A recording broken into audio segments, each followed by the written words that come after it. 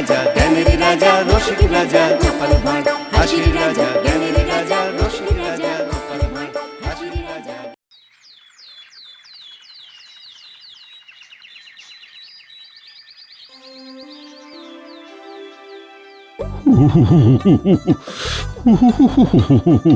শীতটা বেশ জাঁকালো। গায়ের হাড়গুলো সব ঠকঠকিয়ে কেঁপে কেঁপে উঠছে। ওরে বাবা, মনে হচ্ছে সেই ঠকঠকানির আওয়াজ বাইরে থেকেও লোকে শুনতে পাবে। হ্যাঁ মহারাজ, ঠিক বলেছেন। শীতের ঠেলায় কাঁপছি মোরা, লাগছে দাঁতে দাঁত। সারাক্ষণ উনুন জেলে পোহাতে হবে হাত।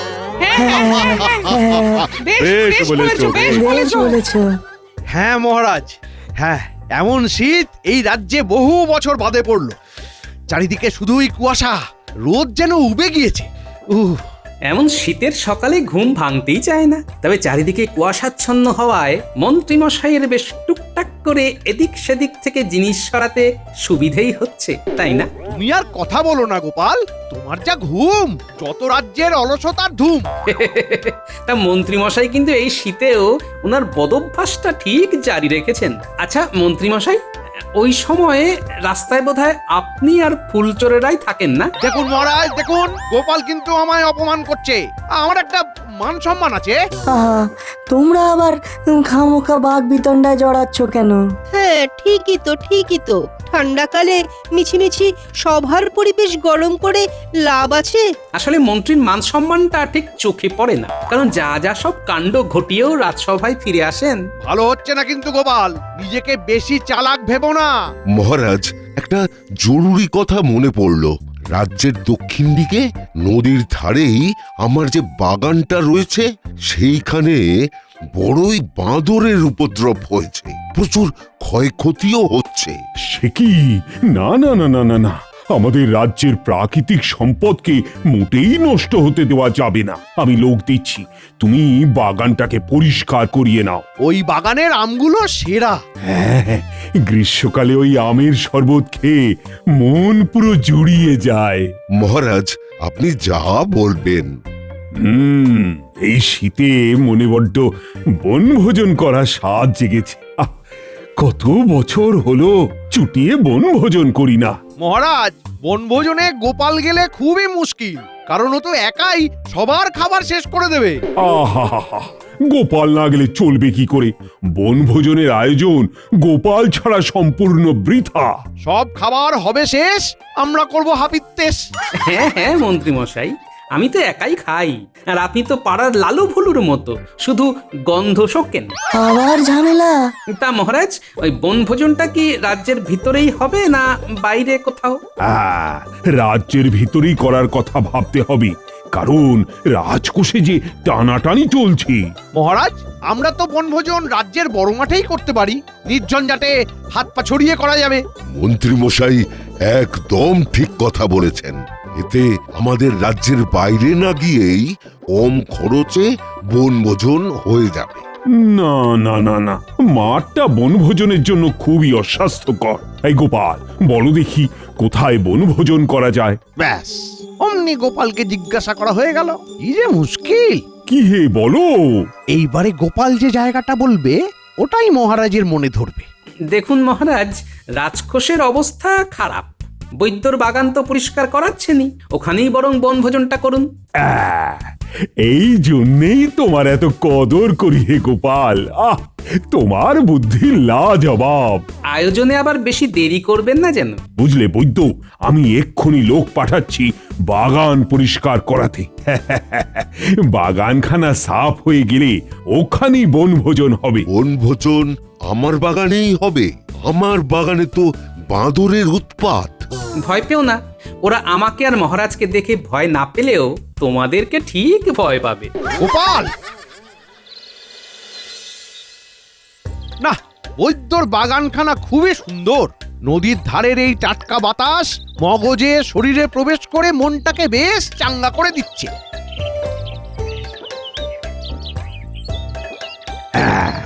এই একটা কথার মতো কথা বলেছ মন্ত্রী। আসলে টাটকা বাতাস আর সুস্বাদু খাবারের ঘ্রাণ মানুষের মনকে ফুরফুরে করে তোলে। টাটকা বাতাস আর লুচি তরকারির ঘ্রাণ খাওয়ার জন্যে মনটা করছে অঞ্চন অঞ্চন। সত্যি ছাকা তেলে লুচি ভাজার গন্ধটা যত পাচ্ছি তত খিদে পাচ্ছে। শোনো মন্ত্রী, শোনো গোপাল, গাদাখানে খালি না খেয়ে মন প্রাণ ভরে তাজা বাতাসে শ্বাস প্রশ্বাস নাও, যাতে মাথাটা আরো খোলে। মহারাজ সাবধান, মন্ত্রী বেশি পরিমাণে শ্বাস নিলে কিন্তু বদবুদ্ধি দ্বিগুণ হয়ে যেতে পারে। এখানে এসে কার বদবুদ্ধি বেড়েছে তা তো দেখতেই পাচ্ছি। না হলে সকাল সকাল এই মনোরম পরিবেশেও তুমি আমার নামে মহারাজের কাছে নিন্দা করো। ঝগড়ার চোটে কান হলো ঝালাপালা, মনে হচ্ছে হতো ভালো যদি হতাম আমি কালা। এই, থামো তো সবাই। বলছি, এখানকার মনোরম পরিবেশে মন কাড়া ছবি আঁকা যাবে বেশ। মহারাজ, আকাশে এক ঝাঁক পাখি উঠছে, ঝিরিঝিরি হাওয়া দিচ্ছে, গাছের পাতাগুলো নড়ছে। এ সময় আপনি ওই গাছটার নিচের তাকিয়াটায় বেশ আয়েশ করে যদি বসে একখানা নিজের ছবি আঁকাতেন তাহলে দারুণ হতো। ওমা, ওই গাছের নিচে কে শুয়ে আছে? অচেনা লোক তো। হ্যাঁ, সাথে আবার একটা পুঁটলিও রয়েছে দেখছি। মনে হচ্ছে বাগানের ভাঙা পাঁচিলটা দিয়ে ঢুকেছে। যাকে ছাড়ুন, যা শীত পড়েছে রোদ পোহাতে দিন। সেই ভালো। তা মন্ত্রী, কোথায় বসলে ছবিখানা দুর্দান্ত হতো তা শুধু শুধু মুখে বলে কি কোনো লাভ আছে? কেন মহারাজ, যেটা ঠিক সেটাই তো বললাম। ওরকম অনেক কিছুই মনে হয়। তুমি নিজে চিত্রশিল্পী নও যে অমন একখানা ছবি আঁকতে পারবে, আবার অল্প খরচে অমন ছবি আঁকবে এমন তো শিল্পীও আনতে পারবে না। মুখে বলে বড় বড় কথা, মন্ত্রী মহারাজের হৃদয় দিচ্ছে অযথা ব্যথা। আগে মহারাজ, মানে হ্যাঁ, আমি তোমার দৌড় বুঝে গেছি মন্ত্রী। মিছিমিছি এসব বলে আমার মনকে আর উস্কিও না। উফ, একটু যে শান্তিতে বিশ্রাম নেব তার উপায় নেই। সব কটা মিলে ষাঁড়ের মতো চেঁচাচ্ছে। এই মুখ সামলে, তুমি জানো আমরা কে? মন্ত্রী থামো তো। কাঁচা ঘুমের ব্যাঘাত ঘটলে তুমিও এমন করবে? মহারাজ, ছবিটা নিয়ে একদম হতাশ হবেন না। কখন কিভাবে মনোবাসনা পূরণ হয়ে যাবে কেউ বলতে পারে না মহারাজ। কি যে আছে কপালে বোঝাও যায় না সকালে। মহারাজ, লুচি ভাজা হয়ে গেছে, চলুন খেয়ে নিন। চলো চলো চলো, সবাই জল খাবারটা বরং খেয়ে নি। ঠান্ডা লুচি খেয়ে তেমন মজা নেই। এ কি? হ্যাঁ, আমার মাথার পাশে রাখা পুঁটুলিখানা কই? জরাজীর্ণ পুঁটুলিটা কেউ চুরি করলো নাকি?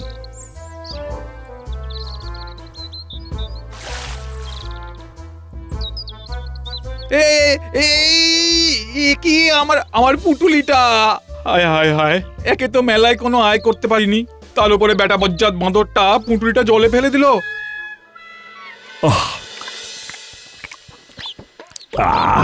কি ভালো লাগছে এই গরম গরম লুচি আর সাদা আলুর তরকারি খেতে। বেড়ে রেঁধেছে। ভাগ্যিস আজকে বাঁদরগুলো বাঁদরামি করছে না। তখন ওই গাছের উপরে একখানা বাঁদরকে দেখেছিলাম, কিন্তু সে বেটা বোধ হয় এখন পালিয়েছে। একজন লোককে দেখলাম বাগানে বিশ্রাম নিচ্ছে। তা বৈদ্য, সে কি তোমার চেনা? না না না না না, খুব রোয়াব নিচ্ছিল, নেহাত মহারাজ বারণ করলো তাই, না হলে আজই ওর মজা দেখাতাম। আপনি তো একটা কাজই খুব ভালো পারেন, একে তাকে মজা দেখাতে। তোমার মতো তো নয়। বুঝলে বৈদ্য, কি গোপাল? ওই বাঁদরটা আমাকে মহারাজকে প্রথমে দেখে এই বাগানে ঢোকার সাহস পেল, পরে তোমাদের দেখে পালিয়েছে।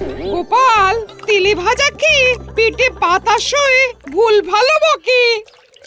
বাঁচাও বাঁচাও বাঁচাও!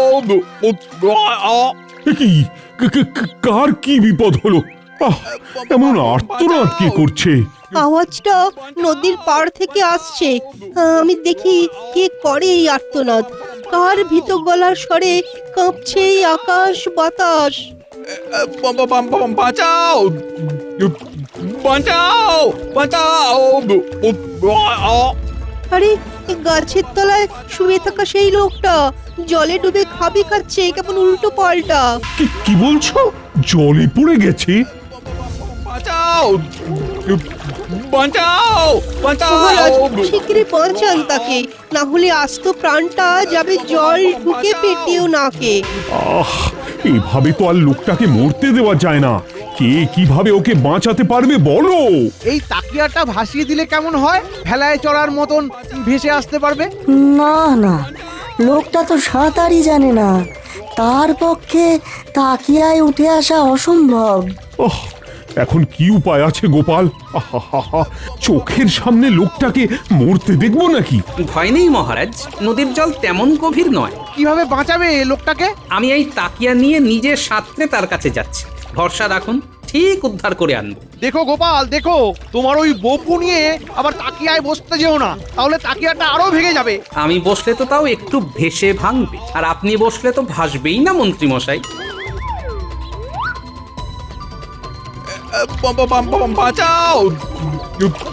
বাঁচাও বাঁচাও বাঁচাও বাঁচাও বাঁচাও বাঁচাও।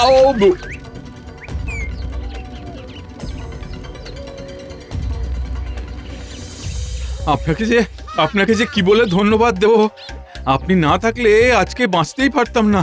ওহ, ওহ। এই জন্যই গোপাল তুমি আমার গর্ব। এই শীতেও ঠান্ডার পরোয়া না করে যেভাবে তুমি ওনাকে বাঁচালে তা সত্যিই প্রশংসনীয়। আপনার পুটলিতে কি এমন আছে যা বাঁচাতে সাঁতার না জেনেও নদীতে ঝাঁপ দিলেন? মরবার শখ না হলে কেউ নদীতে এমন করে ঝাঁপ দেয় নাকি? পুঁটুলিতে আমার আঁকার যাবতীয় সরঞ্জাম আছে, যা আমার কাছে প্রাণের চেয়েও বেশি প্রিয়। কি? তবে তুমি একজন চিত্রশিল্পী নাকি? আগে হ্যাঁ। মহারাজ, এ তো মেঘ না চাইতেই জল। করবেন নাকি আপনার মনোবাসনাটা পূরণ? ওমা, তুমি চিত্রশিল্পী? বাহ বাহ বাহ! তা তুমি কি আমার একখানা ছবি এঁকে দিতে পারবে? গোপাল এই শিল্পীকে দিয়ে ছবি আঁকিয়ে নেওয়ার আগে আমাকে একে হাত করতেই হবে। কি মন্ত্রী, তুমি এবারে কিছু বলো। মন্ত্রী মনে কষছে ছক, তাই করছে না আর বক বক। বিনা পারিশ্রমিকে মহারাজের সুন্দর একখানা ছবি আঁকাতে পারলেই হলো। এক কাজ করি, আমি বরং একে আমার বাড়ি নিয়ে যাই। কি এত ভাবছো বলো তো মন্ত্রী? মহারাজ, বলছি কি, এই তো একটা দুর্ঘটনা ঘটতে যাচ্ছিল। এক কাজ করি না কেন, ওকে বরং আমার বাড়ি নিয়ে গিয়ে আগে একটু সুস্থ করে তুলি। ওমা, তুমি বলছো বাড়ি নিয়ে যাবে? আগে হ্যাঁ মহারাজ, কালকে বরং ও সকাল সকাল এসে আপনার সাথে আঁকার কথাটা বলে নেবে। তা ঠিক, ওর একটু বিশ্রামও দরকার। হ্যাঁ মহারাজ। আর গোপাল, এদিকে রান্না বান্না হয়ে গেলে তুমি আমার বাড়িতে একটু খাবার পাঠিয়ে দিও, কেমন? হ্যাঁ হ্যাঁ হ্যাঁ মন্ত্রী, খাবার নিয়ে একদম চিন্তা করো না, তুমি আগে ওকে দেখো। ব্যাপারখানা কি, মন্ত্রী তো এত পরোপকারী নয়, নিশ্চয়ই কোনো ধান্দা আছে।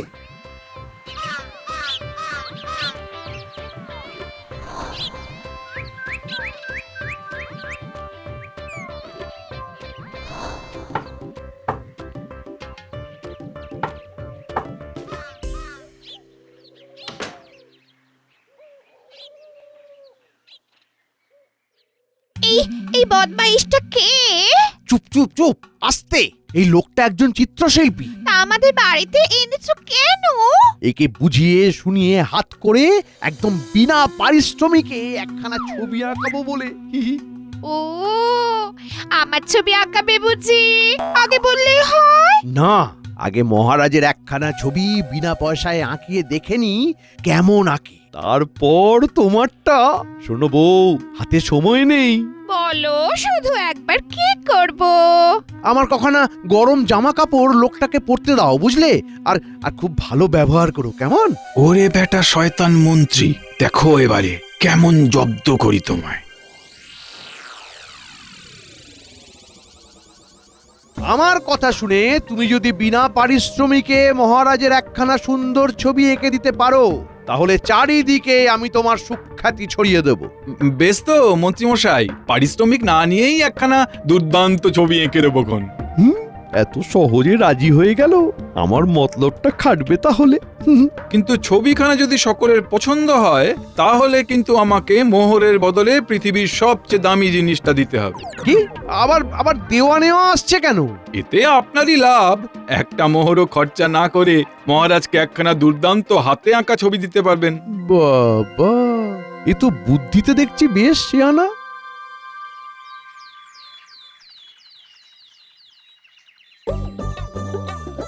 কি গো, বলি রাজ দরবারে যাবে না?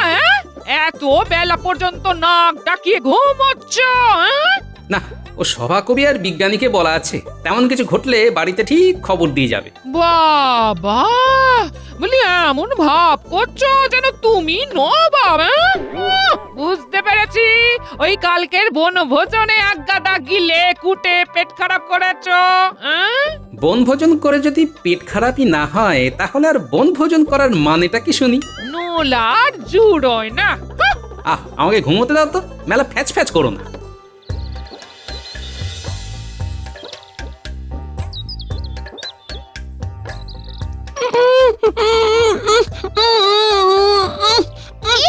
এই গুলটে, আপনার মুখ চেপে ধরেছিস কেন?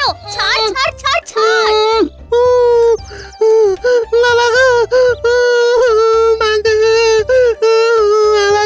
এই কি করছিস কি তোরা? ন্যাপলা কাঁদছে কেন? দেখো না দাদু, গুলটে ন্যাপলার মুখ চেপে ধরেছিল। এই গুলটে, কেন রে এমন করেছিস? জানিস না মুখ চেপে ধরলে মানুষের দম বন্ধ হয়ে যায়।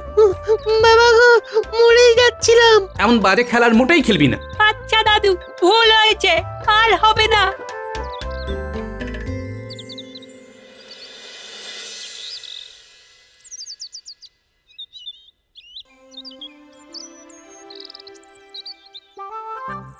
কি শিল্পী, আমার ছবি আঁকবে তো? কেন আঁকবে না মহারাজ? আমার কথায় ও একটা মোহরও না নিয়ে আপনার ছবি এঁকে দেবে। ও বাবা বাবা বাবা, তাই নাকি? মহারাজ, ছবিটা ভালো লাগলে আমাকে একটা মোহরও না দিয়ে আপনি কেবল পৃথিবীর সবচেয়ে দামি জিনিসটা দেবেন, তাহলেই হবে। সেটা আবার কোন জিনিস? বললে বিনা মোহরে আঁকবে, এদিকে সব থেকে দামি জিনিস চাইছো। মহারাজ, জিনিসটি গুরুত্বের দিক থেকে সবচেয়ে মূল্যবান, কিন্তু দেওয়া যায় সম্পূর্ণ বিনা খরচেই। এ আবার কেমন কথা? আচ্ছা, আগে আঁকো তো দেখি। দুর্দান্ত, চমৎকার ছবি। অসাধারণ হয়েছে। আমাকে আমাকে দাও এই ছবিখানা। আগে না, আগে আপনি আমাকে পৃথিবীর সবচেয়ে দামি জিনিসটি হাতে তুলে দিন, তারপরেই আমি আপনাকে এই ছবিটা দেব। মন্ত্রী, উপায় বার করো। কি সেই জিনিস শিল্পী? জল, শস্য? আগে না, জল এবং শস্য ছাড়াও মানুষ কিছুদিন বাঁচতে পারে, কিন্তু এই জিনিসটি ছাড়া বাঁচা একেবারেই অসম্ভব।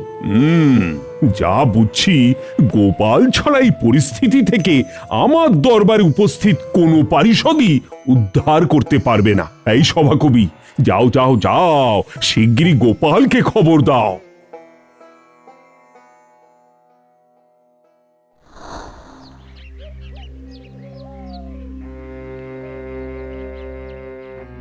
গোপাল, শিগগিরই একবার দরবারে চলো, মহারাজ তলব করেছেন। কেন, কি হয়েছে? আজকে তো চিত্রশিল্পী মহারাজের একখানা দারুণ ছবি এঁকে দিয়েছেন, কিন্তু তার বদলে উনি মোহর না চেয়ে পৃথিবীর সব থেকে দামি জিনিসটি চাইছেন। ও বাবা, তাই নাকি? তা কি দিলেন মহারাজ? ওনাকে শস্য, জল সবকিছুই পৃথিবীর দামি জিনিস হিসাবে দেওয়া হলেও উনি সেই সব জিনিসকে দামি জিনিস হিসেবে মানতে অস্বীকার করেছেন। আচ্ছা, তাহলে উনি কি বলছেন? উনি বলছেন সেই দামি জিনিসটা ছাড়া নাকি বাঁচা প্রায় অসম্ভব। বলো কি, জলকেও জীবন ধারণের জন্য দামি জিনিস হিসাবে মানতে চাননি? আচ্ছা তুমি যাও, আমি আসছি।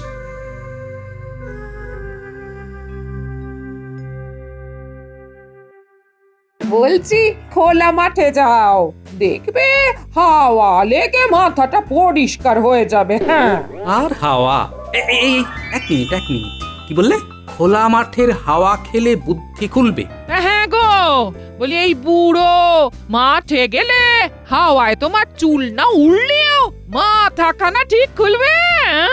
হাওয়া হাওয়া, আচ্ছা তখন ন্যাপলার মুখ চেপে ধরাতে ওর শরীরে হাওয়া ঢুকছিল না, যার জন্য ও হাঁসফাঁস করছিল। তা নিঃশ্বাস না নিয়েই ভূতেরাই কেবল থাকতে পারে, মানুষ কি পারে? হ্যাঁ? তবে কি এই পৃথিবীতে হাওয়াই সব থেকে জীবন ধারণের জন্য দামি জিনিস? তাই হবে, কারণ হাওয়া বা বাতাস না ঢুকলে তো মানুষ দম আটকে মরে যাবে। বাবা, বুঝে গেছি গিন্নি, বুঝে গেছি, সব বুঝে গেছি। সবই দেখছি আমার রান্নার গুণ। হ্যাঁ? বাইরে যেতে হলো না, ঘরে বসেই বুদ্ধি খুলে গেল। হ্যাঁ,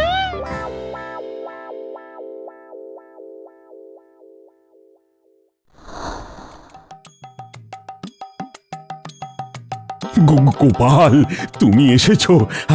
আমায় দয়া করে উদ্ধার করো গোপাল। চিন্তা করবেন না মহারাজ, আমি আছি তো। এসেছে গোপাল, মহারাজের ফেরাতে কপাল। এই নাও, থলে ভর্তি করে তোমায় পৃথিবীর সব থেকে দামি জিনিসটা দিলাম। এবারে মহারাজের ছবিখানা দিয়ে তোমার কথা রাখো দেখি। এমনটাই তো চাইছিলাম, আপনার জবাব নেই মশাই। ধন্যবাদ, ধন্যবাদ। এটা কি হলো? ফাঁকা থলেতে কিভাবে পৃথিবীর সব থেকে দামি জিনিস থাকতে পারে শুনি? ব্যাপারটা কি হলো? আরে ছাড়ো, ছাড়ো, কি মন্ত্রী মশাই, ছাড়ো আমায়, ছাড়ো, লাগছে এই, তো? ছাড়ো। দম বন্ধ হয়ে যাচ্ছে, হাঁসফাঁস ছাড়ো। করছেন? এইটাই হচ্ছে আসল কথা। আপনার নাক গলা টিপে ধরলে আপনি দম আটকে মরে যাবেন। দেখুন, দেখুন মহারাজ, দেখুন গোপাল প্রকাশ্যে খুন করছিল আমায়। খুনে গোপাল, একটা খুনে গোপাল। অতটাও মন্দ নয় গোপালের কপাল। হচ্ছেটা কি? আমাকে একটু বুঝিয়ে বলো না গোপাল। তাহলে শুনুন, এই পৃথিবীর সব থেকে দামি জিনিসটা হলো হাওয়া বা বাতাস। কি? পৃথিবীর সব থেকে দামি জিনিস হাওয়া বা বাতাস? যা পারছো বলছো? হ্যাঁ, আর একটু হলেই তো হাওয়ার অভাবে আপনি দম বন্ধ হয়ে এই পৃথিবী থেকে হাওয়া হয়ে যাচ্ছিলেন মন্ত্রী মশাই। আশা করি এবারে টনকটা নড়েছে। বাবা গো, আর একটু হলেই প্রাণটা যাচ্ছিল। ও, হাওয়া বাতাসই সব। হ্যাঁ, হাওয়া বাতাসই সব। হাওয়া বাতাস ছাড়া বাড়তে থাকবে এই পৃথিবীতে অসংখ্য মানব সব।